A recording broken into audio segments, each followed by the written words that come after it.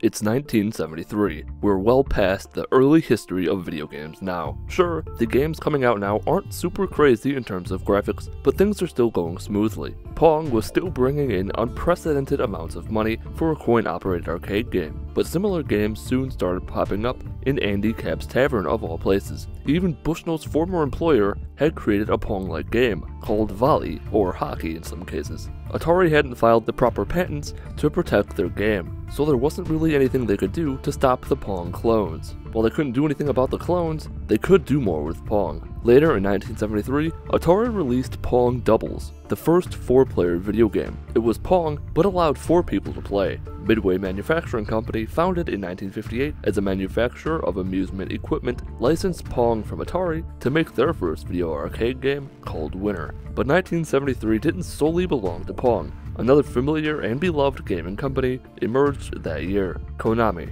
Konami, like a lot of early video game companies, didn't start out making video games. They were founded 4 years earlier in 1969 as a jukebox rental and repair company in Osaka, Japan. And in mid-March 1973, Kogamasa Kazuki shifted his business focus from jukeboxes to manufacturing amusement machines for arcades. Despite this newfound passion, they wouldn't even make their first game until 1978, and they wouldn't see mainstream success until the early 1980s. So we'll come back to them later. Back to Atari, they were the center of some controversy in 1973 after they released the first Maze arcade game, entitled Gotcha. The bulk of the controversy came from the game's controls. The sticks used to control the game, to some people, resembled breasts. Surprisingly, Atari would later, albeit jokingly, say that the game's controls resembled phalluses, that is, erect penises. Later on, Atari would update the game with standard analog sticks. Other games were released in 1973 too, like Lemonade Stand, the business simulation game, but I can't go over all of them, so I'll stick to the most important games from here on out.